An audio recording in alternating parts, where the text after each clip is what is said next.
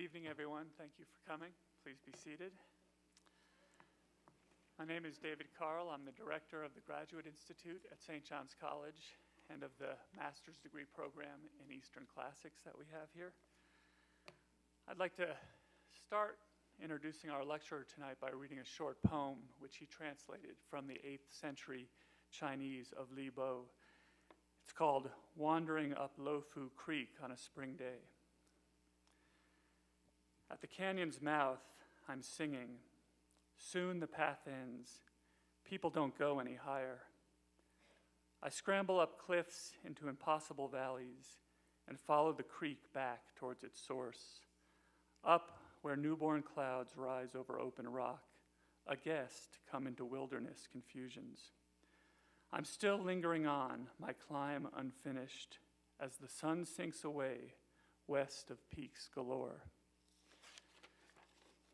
This poem about wandering can also be read as a poem about the art of translation. And it is as a practitioner of this art that David Hinton has especially distinguished himself. In addition to the poems of the three greatest Chinese poets, Li Bo, Du Fu, and Wang Wei, and the work of many other Chinese poets, including those collected in the Classical Chinese Poetry Anthology, which he both edited and translated, Mr. Hinton is also the first translator in over a century to translate all four masterworks of Chinese philosophy, the Tao Te Ching, Zhuangzi, the Analects of Confucius, and Mencius. In addition to his work as a translator, Mr. Hinton is an original and powerful poet in his own right, whose innovative poetry in a graphic format is printed on large-scale map-like sheets informed by a deep ecological approach to consciousness and landscape. I've just learned we're going to get a sample of that later this evening. His new book, Hunger Mountain, A Field Guide to Mind and Landscape, was on the list of best books of 2012 at The Guardian. He has been awarded a Guggenheim Fellowship, fellowships from the National Endowment of Arts and the National Endowment of the Humanities, and has won both the major awards given for poetry translation in the United States, the Landon Translation Award and the Penn Translation Award. In addition to thanking Mr. Hinton for joining us tonight, I would especially like to thank the Rohrbach family, whose generous support has made this lecture possible, and especially thank Elizabeth Rohrbach for joining us tonight for the inaugural William A. Rohrbach Lecture. The William A. Rohrbach Lecture will be given annually at St. John's College in honor of Mr. Rohrbach on a topic relevant to the college's master degree program in Eastern Classics, a program of which both Mr. Rohrbach and his wife Elizabeth are alumni. Thank you, and please join me in welcoming David Hinton to St. John's College. Take that poem, Mark. That's right. Yeah. Okay. You want to hold on to it? Yeah. Thank you. I think that's the first time I've had to stand up in front in the lights while somebody said nice things about me. It's very embarrassing. So this poem that he read is one of my favorites, and it brought up a kind of translation question because that last line, as the sun sinks away west of peaks galore. Is that okay with everybody? Anybody have a problem with it? My editor did. You do? She said, and maybe you know this reference, I don't. She said there's this James Bond movie where somebody says, oh, okay, so I'll change that the next edition. I can't believe everybody heard that. I'm outside of popular culture, so I don't know. I probably watched the James Bond movie when I was a kid. Okay, so now you want me to leave because now I'm a failure. Jesus. Okay. So I'm gonna I've kind of just wander around really, and I hope I don't get lost. I have so many pages of things to say here. I don't know if I'll get through them, but I'm gonna sort of center around how Chinese culture is grounded in ontological immediacy, in the actual rather than stories about the actual. which is what I think is the most remarkable thing about it, because it's one of few, if any, cultures in the world that do that really want to see through stories to the actual. And all of their arts and all of their culture is founded on that sort of impulse. So a sort of a way to get back to that, what I'm talking about is if you imagine walking into a field, forget everything you know, forget all the stories, all the beliefs, all the assumptions, all the scientific knowledge, and close your eyes. And first, just notice that what your mind is like, because now it's empty. All of that stuff is gone. And then just open your, and then just say, okay, so what are things like? What am I going to encounter? You sort of have forgotten everything, and you open your eyes. And the first thing that you encounter, the first overwhelming thing is that there's stuff all around you, that there's matter, there's presence. And that's a pretty stunning revelation, really, if you can take yourself back to that place. We take it totally for granted, of course, because we live in it and are it. And then if you sit there for a little while, the second overwhelming and seemingly sort of random, I mean, why should it be that there's stuff? There could just as easily be nothing. But then, given that there's stuff, the next overwhelming fact that you notice is it doesn't hold still, it keeps moving. A breeze comes up, the grasses blow in the wind, clouds form, they drift by. If you stay there long enough, you watch mountains. You could watch mountains form and disappear, and oceans come and oceans go. So those two things, those two really fundamental things, so fundamental we almost don't notice them anymore, are the ground of Chinese culture. And they're so fundamental and vast that, I mean, presence itself is so fundamental and vast that we can't really say anything about it. It's almost too big for language.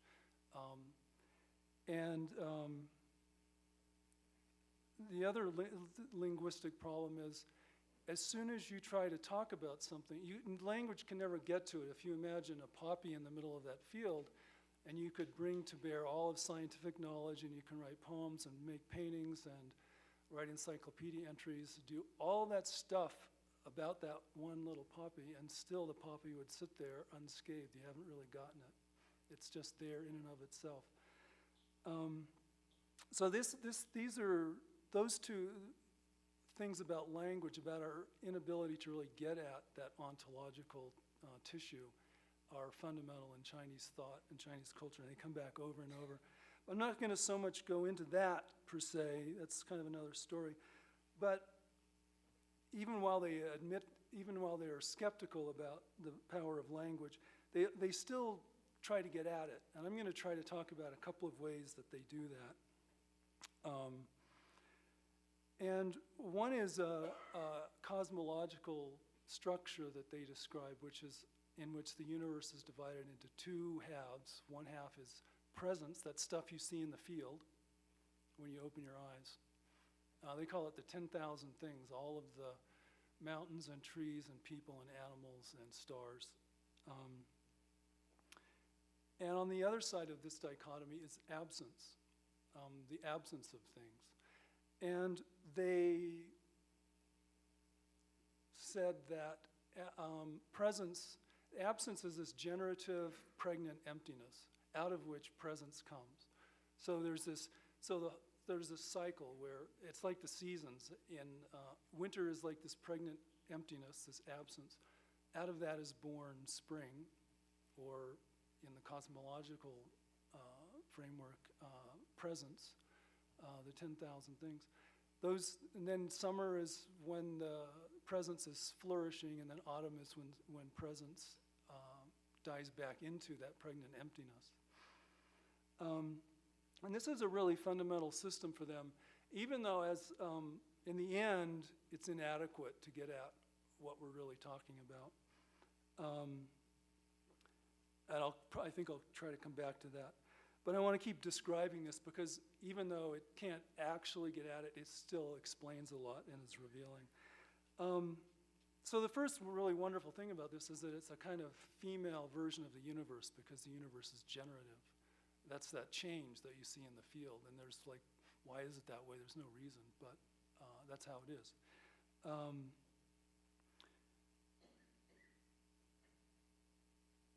It's also a very primitive worldview, and where it first comes up in Chinese, in the earliest texts, those texts are really, speaking of translation, translations of oral tradition text, or not text, oral tradition language, poetry, or sort of sage wisdom text. So that whole worldview goes back, way back, I think, to the Paleolithic.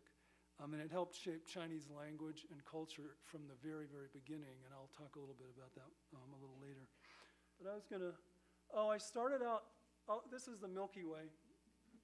I'll start showing pictures. And that will come back a couple of times. It's just this is all cosmology and cosmos stuff. So.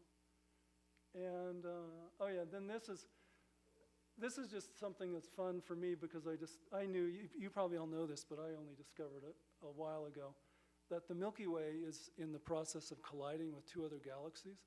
And that's a sort of some kind of representation of one of the galaxies.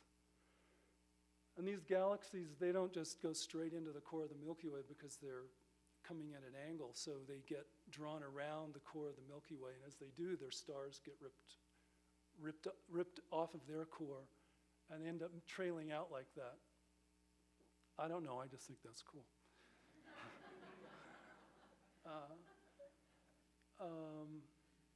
So here's some Neolithic Chinese pots, where I think that worldview is sort of, you can feel that worldview, that sense of a kind of dynamic energy, some emptiness, the energy is kind of swirling around that emptiness coming out of it. Now here's another one. Same kind of thing, very different. And I think these pots, I was talking to a potter a little while ago, and he said he thinks this type of pattern you can see in other cultures, and I think that's an indication of sort of how far back it goes, that how primitive it is. So the great thing for me about Chinese culture is that as incredibly sophisticated as it was, it never really lost its primal roots. Like Lao Tzu in the Tao Te Ching talks about the Tao, you've all heard of, constantly in female terms, explicitly. It's the mother, it's female.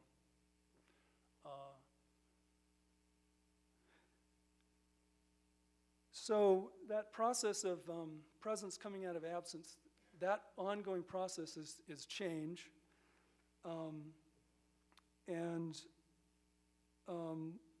Let's see, I was going to show you, I think the Milky Way again. Yeah, because I think of if anything as the close to permanence as you can think of, I kind of think of whole galaxies as like fairly continuous entities drifting apart in space, even if the stars in the galaxies are changing. So that's part of why I brought the Milky Way up. So here's a picture of both of those galaxies spinning around the core of the Milky Way. And so the Milky Way is really not this stable thing. It's in the process of really profound change right now. In fact, some people say that we, you know how we're made out of star stuff. Our bodies, everything is made out of stuff that came off of dying stars.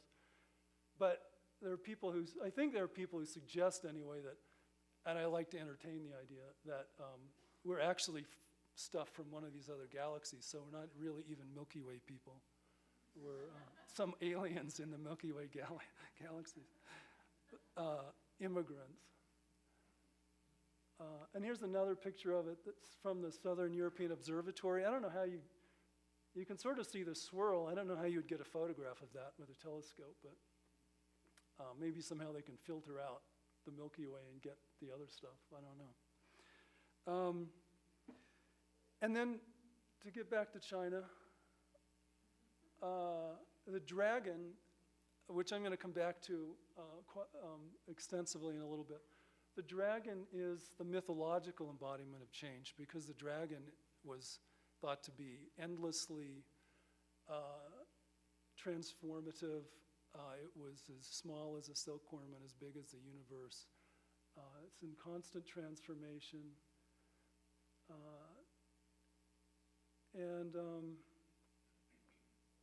So totally different from the Western dragon. So this, in ancient China, the whole idea of wisdom and being a sage was to learn to dwell as part of this process. So now I'm going to sort of show how this ontology, this commitment to the ontological immediacy is what I call it, how it acts in the culture, how it shapes the culture. So to be a sage in ancient China meant to cultivate a sense of belonging to this, because we all feel separate. Even the Chinese, although much less so and much differently than in the West, the Chinese did feel a certain separation from that process. So to accept change, that you're part of change completely, is to accept, for instance, that your identity isn't this little thing in your head that's totally separate. Like in the West, we traditionally think of ourselves as spirits, sort of a different kind of ontological substance, really. There's spirit and matter. They didn't think that. So they learned to think of death as a kind of return to this process. So death wasn't, oh my God, I'm going to end, but death was a kind of, I get to go back almost to, this mother process. Another way that they cultivated was living as recluses in the mountains, where they could sort of be close to natural process, as opposed to being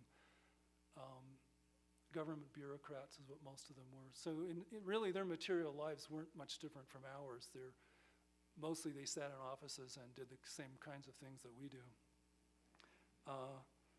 And then if they could, they would get to the mountains. Often they would retire and go live in the mountains. Sometimes they'd get exiled and go live in the mountains. Exile was kind of a mixed, kind of a blessing in a way. It shaped the arts, which I'm going to come back to in just a minute. But one of the most profound ways that they cultivated this ontological immediacy was meditation. Meditation is talked about in the early Taoist texts, but not very explicitly. But by the time what we call Zen Buddhism formed, which is like around, say, 400, it was just starting to form. From then on, virtually all the intellectuals, all the artists practiced some kind of Zen, or in Chinese it's Chan Buddhism. Zen is a Japanese word. And it really sort of gave them sort of internal access to this whole cosmology that I want to describe. So if they sit meditating, the first thing you notice is thoughts coming and going, which they saw as the same process as you see in the cosmos. That is, thoughts are emerging out of this emptiness, and they evolve and they change, and then they disappear, and other thoughts come. So already they see what we call as spirit, the mind. Already they see that as integral tissue to the cosmos. There's no difference. They're the same process. So there's no real fundamental subjective, objective distinction for them.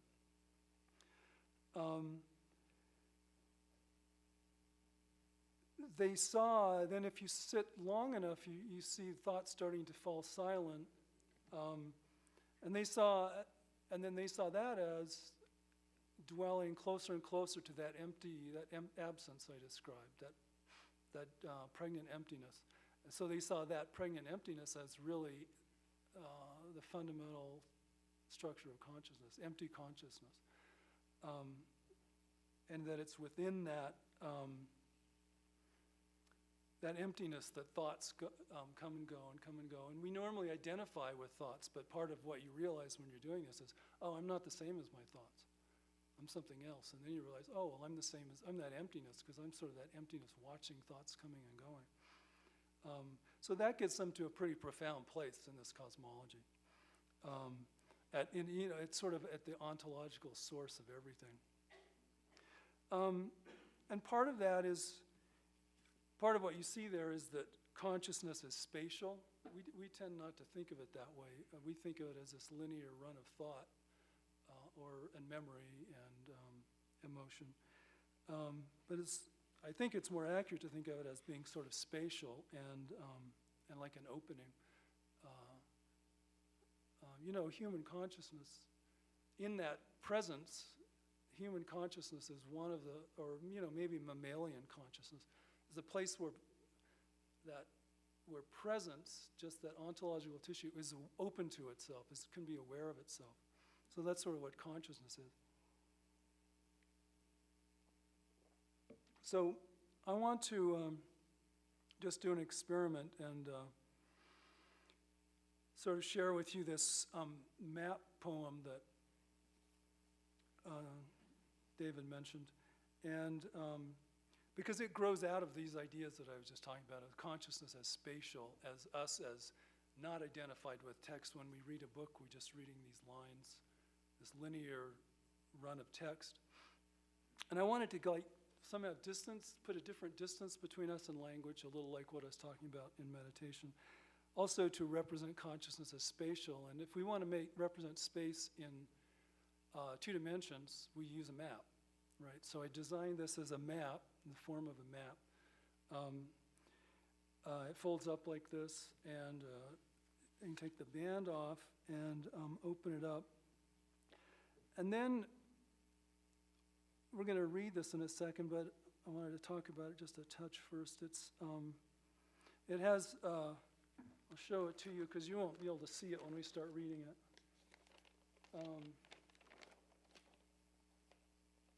So it opens kind of like a map difficultly.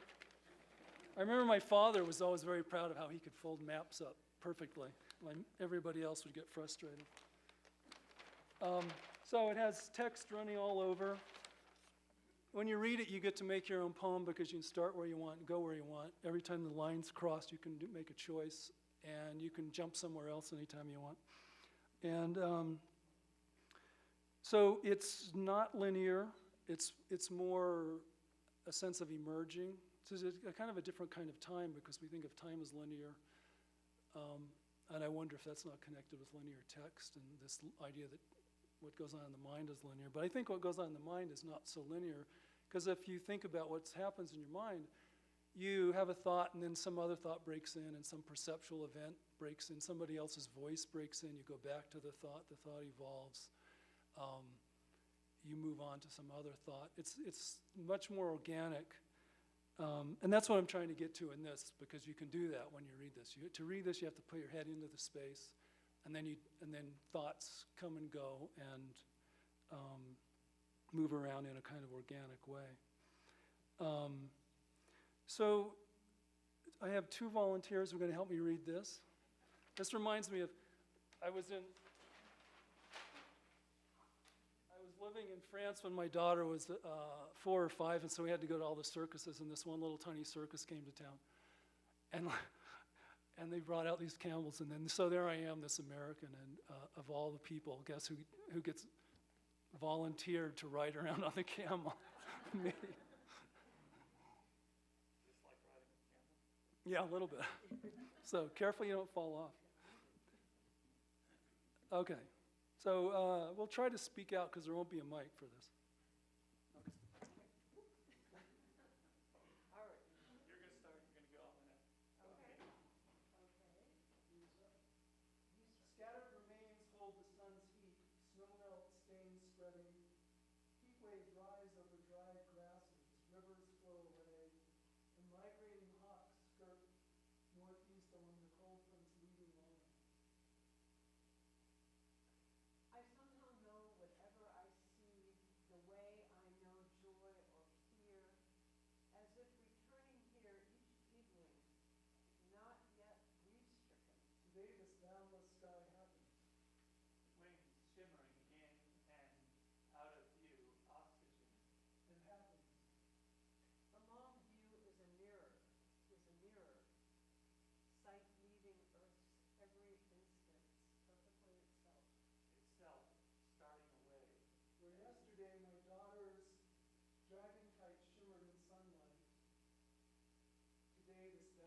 sky happens and happens. But the long view is a mirror. Itself learning the sudden rattlesnake hiss of golden, dry switchgrass. And happens. Long-legged, spinner's cricket. Pulsing there, a heartbeat of air. Motionless on the warm stone ruins. As for my homes perched north and south, inaccessible except across water, gaze deep into wind and cloud, and you know this realm utterly. To a place where the sound of water begins. Beginning. We stiff histories, bitter principles, and extractives, looking back towards first traces, unearthing fire. Autumn begins unnoticed. Nights slowly lengthen, and little by little, clear winds turn colder and colder, summer's blaze giving way. My thatch hut grows still. At the bottom stair, in bunch grass, lit dew shimmers. Night's return, opening its perfect scatter of stars, the loom of origins. Mostly sun and rock, wind and sky, the elements of sight. The cold river spreads boundless away. Autumn rains darken azure deep skies. You ask about whole South Mountain. The mind knows beyond white clouds. Its gossamer crackling, single impossibility, pulsing. The long view is a mirror, Distant clouds, trees deep into mist. Autumn bathed in a river's clarity. Where is she tonight, so beautiful? Moonlight floods the mountaintops. Crystalline plots of frost, milkweed, caged first light. Where the future, familiar with its promise, simply arrives in life as we know it. Sky where fossil fish drift through untold centuries above the crumpled heron. Slowly turning meltwater dark. Where yesterday my daughter's dragon kite shimmered in sunlight.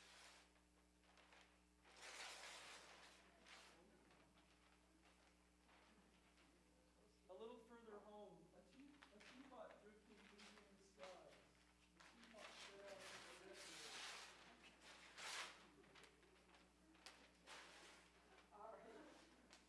The bright lights of our destruction. Was it you just now? No point asking about gain or loss. The wife and child lying in bed, reading, laughing, sipping tea. Wind sculpted, straddled cumulus breaking up behind the passing cold frost.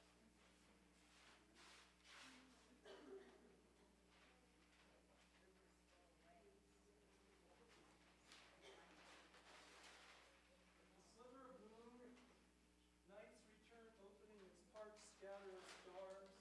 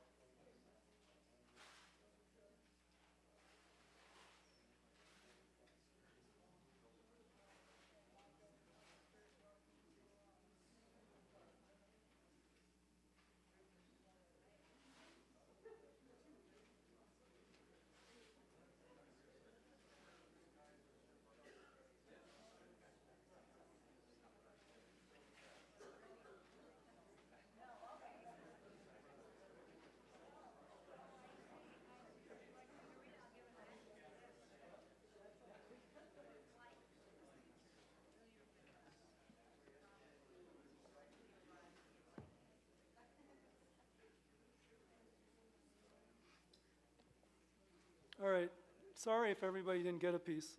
There were too many people. If you got a big piece, you could rip it up and spread it around. So to go back to meditation, when the thoughts sort of scatter away like this and then they're gone, then you just have that empty mind I was talking about, and that's, for them, it was to be sort of there at that pregnant emptiness where the cosmos is constantly born. And then the last sort of step to get to their arts, the shape of their arts, is that with empty mind, then when you look around at the world, you're not there anymore. There's just a mirror reflecting the world. So perception becomes this very profound spiritual act, because you're you literally are the cosmos looking at itself. You're not yourself separate from the cosmos. You're the cosmos looking at itself. So you have no identity. There's no separation between you and the cosmos. And this was really kind of fundamental in the arts, and I'm going to try to show how. And so this is another aspect of what sage cultivation was, what wisdom was in ancient China.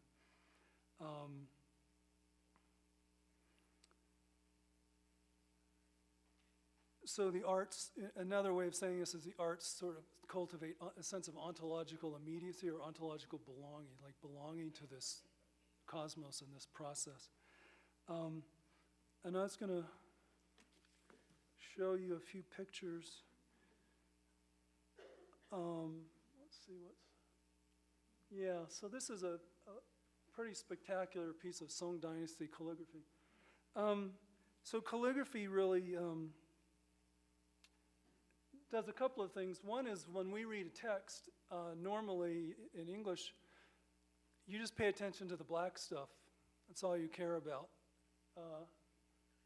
But I'll show you how that's not really true in written or in like a Chinese book, but it's really not true here. This is a kind of abstract art form that does one. It's easy to look at, just to jump. It's easier for us to look at than we think, but just think of it as abstract expressionism, and you'll do okay. It doesn't really matter so much what those words say. It's the form, the gestural forms. So one thing that this does is it animates the empty space. It becomes like composition in empty space. So it draws your attention to the emptiness that's around thought. And another thing that it does is, in terms of integrating us into the cosmos, and you can see it here, and you can see it even better in this one, is that a lot of what, at least this form of calligraphy, sort of the most artistic, wild form of calligraphy, is about creating with the spontaneous energy of the cosmos, not with calculated self-reflection. It's a way of dissolving the self and just acting like a thunderstorm acts, or like a orbiting planet acts, so that you wouldn't have thought of that. Or the way a tree grows, although that happens a lot more slowly. And you can see this, let's see, let me jump. Those are what Chinese characters look like, you all know. Very, they fit into a box. They're very orderly. Well, all those things are Chinese, the same kind of Chinese characters, but they've been just like spiraled out and taken apart. And that's another interesting thing about this kind of this kind of calligraphy, is that it's sort of taking language apart. It's just like, it's taking what the structure of thought, really, language, and it's just blowing it apart. Here's a detail of it. Really powerful, spontaneous gestures. To look at calligraphy, you sort of, in your mind, it's the same, it's that mirror thing I was talking about. In your mind, you imagine your mind as the point of the brush, and you follow it sort of top right to bottom left. And then you just sort of do the dance in your mind through empty space that the brush does. One really wild thing here is that really wide stroke. Because when you do calligraphy, you hold the brush like this, so you have the tip on the paper. Well, that right there, he just like tipped it sideways, which is sort of to break all of the rules, and just sort of scraped it on his way to something else. So to move on to poetry, this is a line of poetry. I think I actually read this, the one that autumn begins unnoticed. So that's a line of poetry, and you can see a couple things about that. One is that a lot of what we need in English is missing. So that, in a sense, that activates the empty space around the words. The empty space in the mind around thought. So that cosmology I was describing is sort of operates right here, where empty space is that absence that generates, and presence is the text. That's the stuff that we pay attention to, just like we pay attention when we're walking around the world, not to absence, but to the things in the world, the cars, the people, the mountains. Second, although I can't really show you, I'm not going to show you this right now, but I'll show you some later, is that it's fundamentally in its origins, and it was certainly seen that way and experienced that way for ancient poets. It's a pictographic language. So that idea of mirroring things is reflected in the language, because the language is images of the things, as opposed to alphabetic language, which is sort of mostly arbitrary convention. And then the last thing in terms of how poetry, and the language in general, but poetry highlights all these things I'm talking about. They all operate in prose too, but not as dramatically. Is that the big thing you notice missing here is the subject. There's an I in here, something like I'm not aware, but it's not here. So the self, identity, is a kind of absent presence in the language, where we always put an I in. And this is actually a huge failure of my translation project, because I have to put I's in all these poems, which I wish I didn't have to do. At one point, actually, I think it was when I was doing this book, Mountain Home, I thought hard about, but I didn't think I'd ever convince the publisher, the editor, to do it, about painting all the I's in gray instead of black, which I kind of wish I'd done and just kept doing. So that's, what? Oh yeah, so you can see a little bit of the pictographic stuff. These are oracle bones, the earliest surviving examples of Chinese writing from about 1200 BCE. But that's not, and people, if you read like histories of language, they'll always say Chinese began in 1200, but that's not at all true. This is just the earliest surviving. There was a lot of writing going on with brushes and on bamboo and on, I think, silk. And we know that because the old character which occurs in oracle bones for a book is a picture of two bamboo strips lashed together.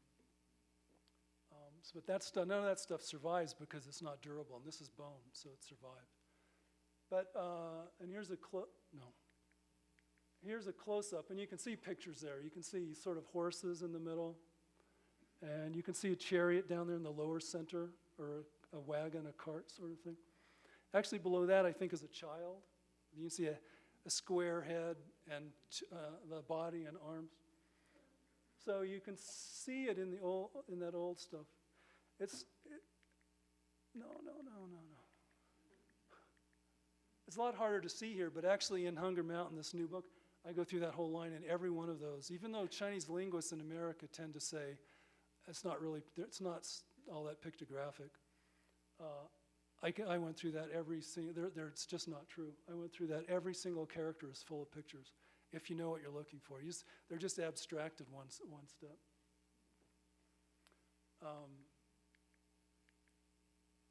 Okay, so now painting.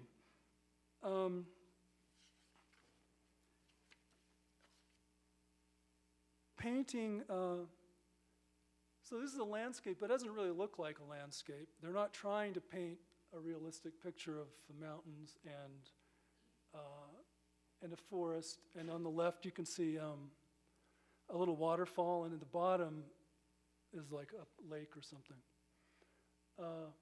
So what they're painting, Chinese developed strategies to paint absence and presence, those two things.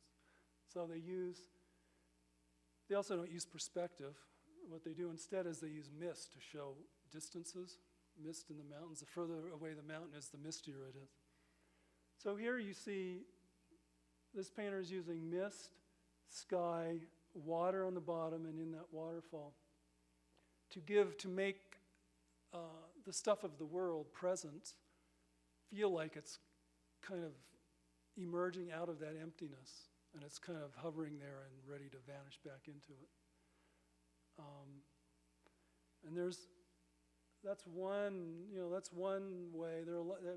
Chinese painting is, for me, there are a lot of other things going on, but at this fundamental level, Chinese painting are just different ways of making that happen.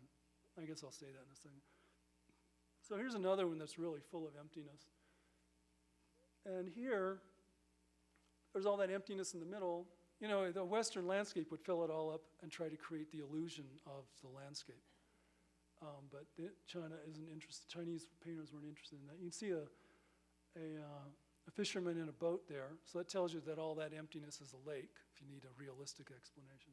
And this one's interesting because you notice that even things that are solid are empty, like the mountains and rocks and even tree trunks.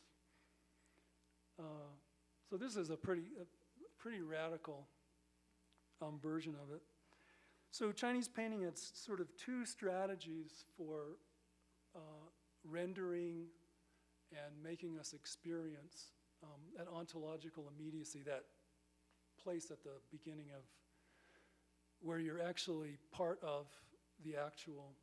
And one of them is this kind of minimalism, where it's just the emptiness really highlights the thusness of things, that there are these things and they're in a kind of field of emptiness. And then the other strategy is this kind of huge Song Dynasty landscape, which is rendering just when I describe being in the field and you open your eyes and it's just, if you've really stripped your mind clean, it's sort of overwhelming, these huge mountains look in front of you and whatever's there. So this is trying to get back to that sense of wonder and drama at just the sheer presence of things. You see how that mountain doesn't really look like a mountain. It almost looks like it's swelling out at you. And I have a couple of details. Now it starts making you feel like you're kind of inside of it. And then there are a few I guess maybe just one person or a couple of people and some animals as little tiny bits, little tiny presences in this vast realm of ontology, really, this vast realm of being, of presence. That's sort of what Chinese paintings are famous for, is people are little in them, but there's a lot more to it. I remember being in this is one of the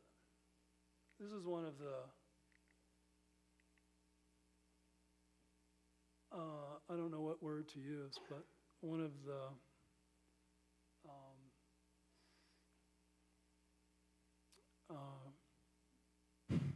super great, like awesome, unbelievable paintings for the Chinese.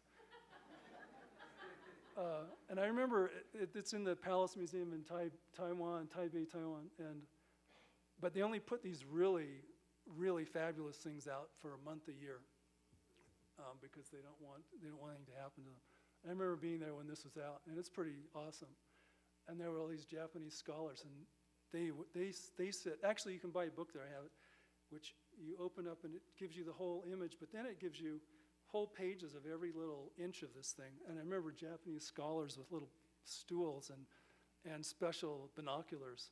And they just parked there for the whole day, looking at it inch by inch by inch.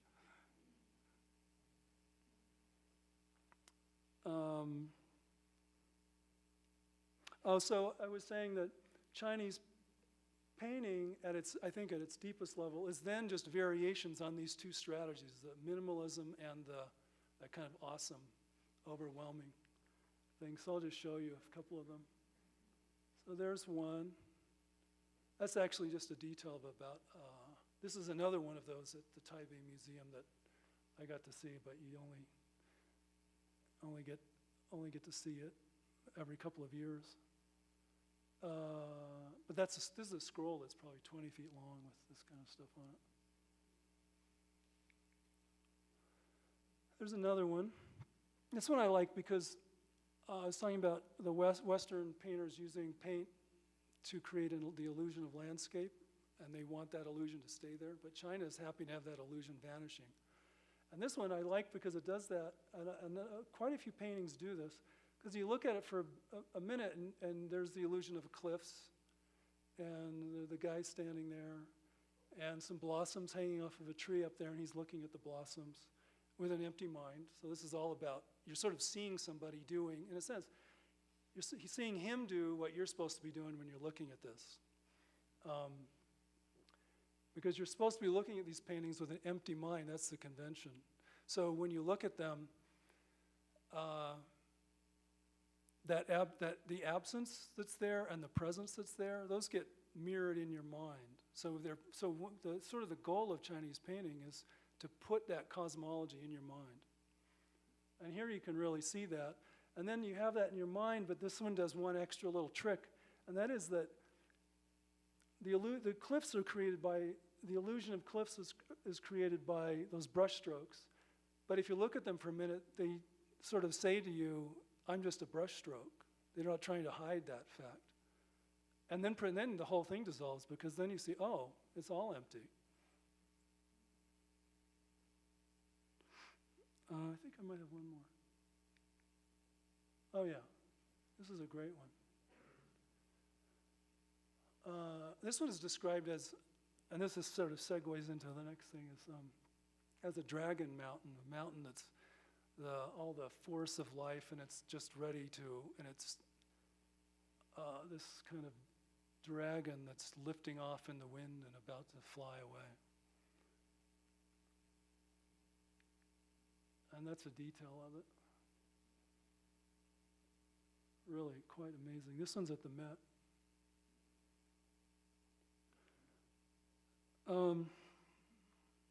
Okay. So another way I talked about, you can't really get at this ontological tissue, but they were trying. So that whole absence-presence cosmology.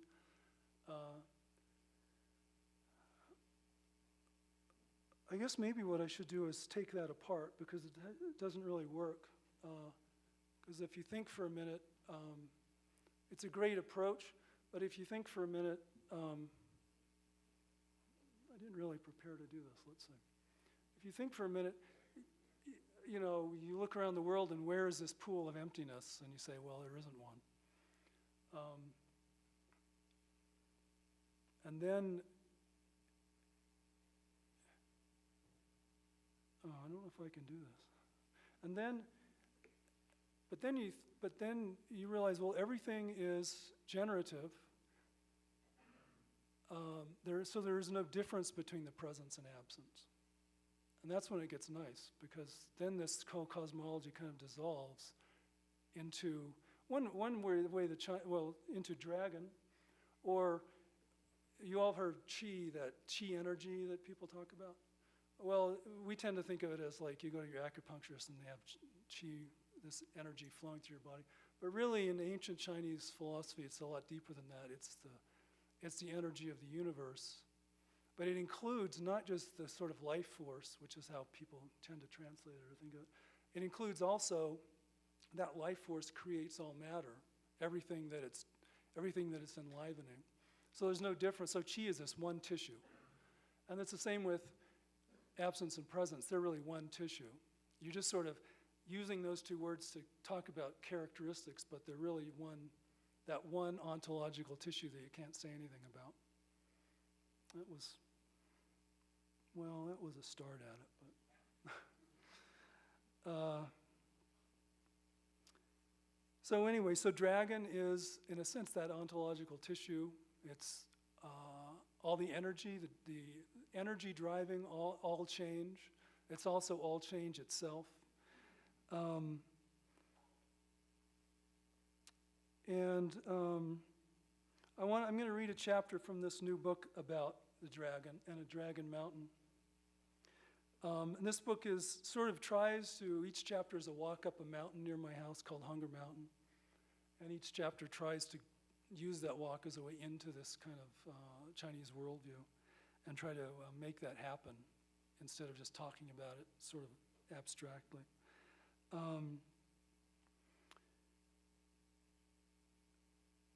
So let me just read this chapter. It'll just tell you what dragon is and try to do something with it. So the chapters all have Chinese characters for titles.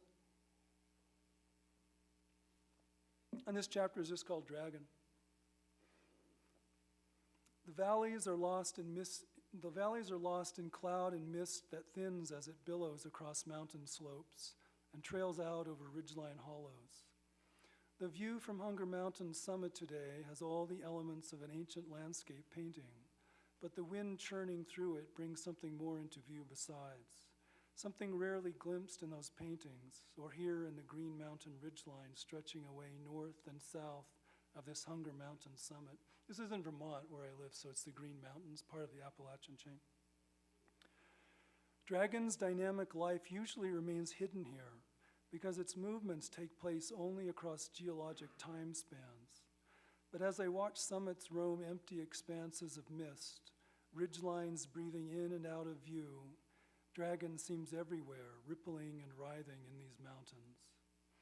Feared and revered as the awesome force of life, of change, of life itself, the dragon is China's mythological embodiment of all creation and all destruction, the 10,000 hunger-driven things tumbling through their traceless transformations. Dragon's name captures its nature exactly. I think I have, here's some more dragon images, sorry.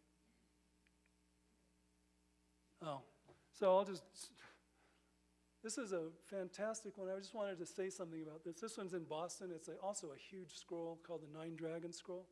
This is one of the dragons. But dragons are supposed to be that spontaneous energy of the universe.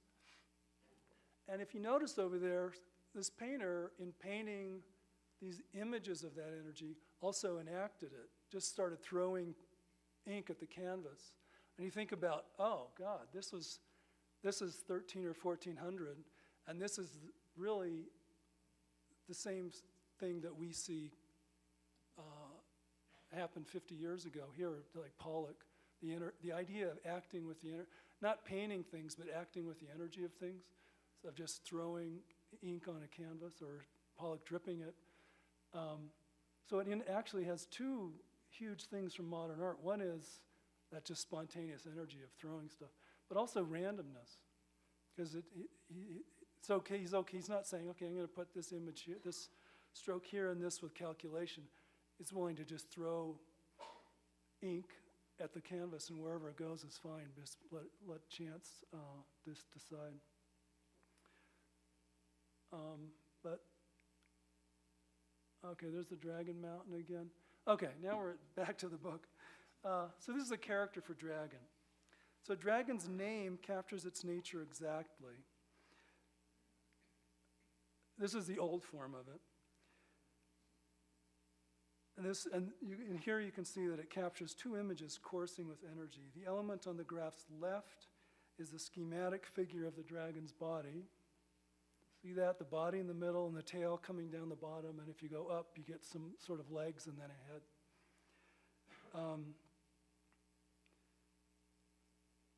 The element on the graph's left side is a schematic figure of the dragon's body, deriving from early forms of the graph showing the tail below the body, and then above the body, a pair of legs and a frightening head.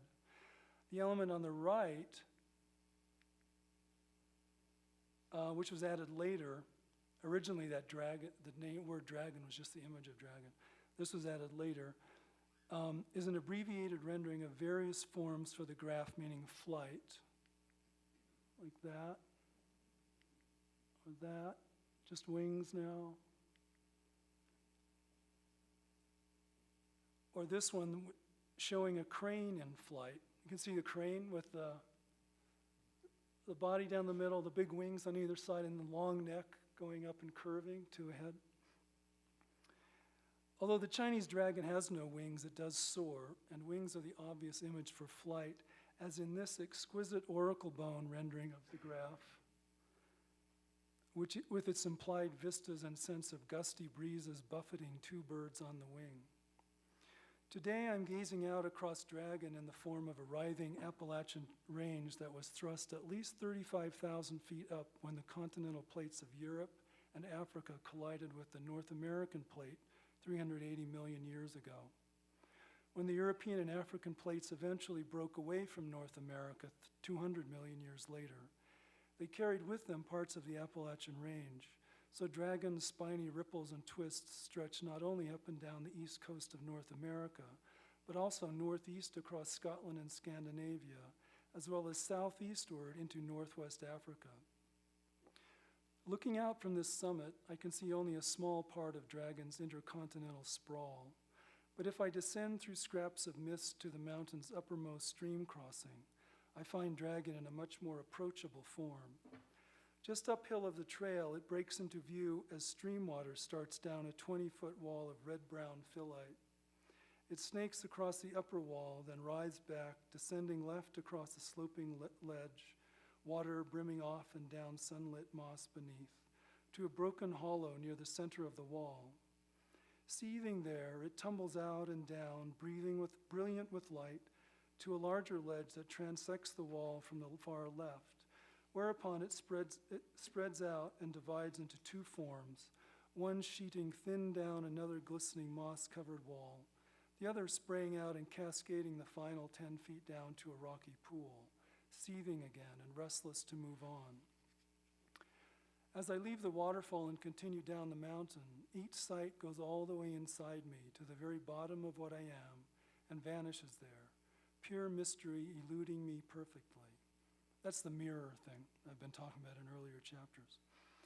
It's elemental the way things become me for a moment, filling awareness, and then simply vanish, forgotten completely as they open a place for whatever occurs next.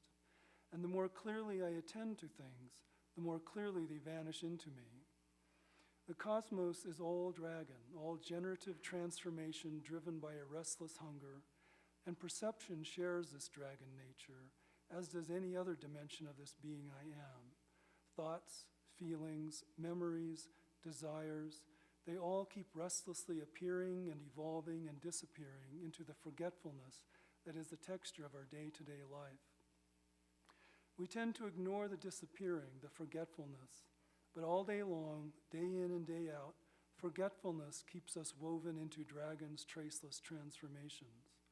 Self, that center of identity, is a denial of dragon and the empirical reality it represents, the generative female structure of consciousness and cosmos. It is a denial of forgetfulness and of our actual moment-to-moment experience. That denial is part of dragon, of course, but it's dragon's blindness to itself. And as the defining structure of the center, language is the medium of that blindness. It too is a denial of forgetfulness and absence and the generative nature of things. Linguistic thought is a system of presence, and it's easy to assume presence is essence. It's easy to assume that in language we can grasp the essence of things.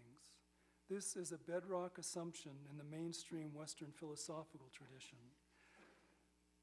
But even after the most exhaustive scientific description, the most accurate philosophical account, or the most concise and imagistic poem, the 10,000 things remain, in and of themselves, a mystery beyond me, even if I speak in wondrous legends describing the mystery itself, China's legend of dragon, for instance. 10 minutes downslope from the waterfall, I detour a few hundred yards up a side trail to another favorite stream crossing, where water forms a number of pools as it works its way down a narrow cleft through large blocks of pale schist. As I gaze into one of those pools, It seems to be seething with hidden energy. Beneath the pool's mirrored surface, legend says, dragon is settling in for winter. These walks all happen in autumn. Small as a silkworm and vast as all heaven and earth, according to those legends, dragon descends into deep waters in autumn, where it hibernates until spring, when its reawakening means the return of life to earth. It rises and ascends into sky, where it billows into thunderclouds and falls as spring's life-bringing rains. Its claws flash as lightning in those thunderclouds, and its rippling scales glisten in the bark of rain-soaked pines.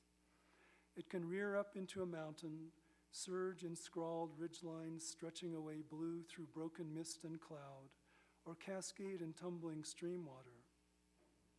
It can clench itself into a beating heart, or twist in a sudden turn of thought, appearing, then disappearing, only to reappear in another form of hunger. Presence seething through absence, absence through presence. Dragon moves, all sleight of hand shimmering in and out of view. Standing here beside the stream, I can hear all that absence and presence. Excuse me. I had Meniere's disease a few years ago, which left one ear all but deaf. I listen to my left, and there's stream water clamoring over rocks, clattering into pools. Presence. I listen to my right, and there's nothing.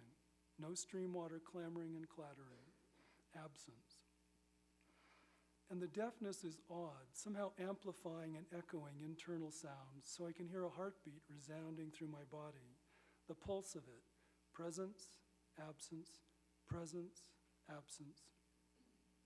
Dragons were thought to be deaf, and the Chinese graph for deafness combines the image for ear. It's a picture of an ear from the outside. And the image for dragon. To create this graph, hence the language tells me I'm deaf as a dragon. And to be old and worn out, perhaps with the appearance of disappointment and weariness, as I am getting to be, was described as dragon concentrated. The same dragon that wanders in the form of continents drifting through their massive slow-motion collisions, dragon thrust up into towering peaks, lazing in the form of mile-deep glaciers that scoured those high peaks away, and idling in these low summits they left behind, all veined with tumbling streams like this one. Dragon breathing through the ceaseless modulations of weather that are slowly wearing this mountain away with wind and rain, and today brought the low clouds and ridgeline mist of my walk among the ripples and folds of dragon's body. When I listen with the ears of dragon. When I breathe with the lungs of dragon. And when I look up from the stream and gaze into this mountain, trailing out streamers of mist in its geologic flight, dragon gazes into dragon.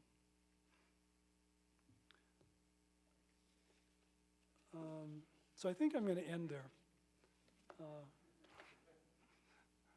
Let's see, I don't know if I have any more pictures. Oh, there's more of the dragon. Yeah, so that's a good one. Okay.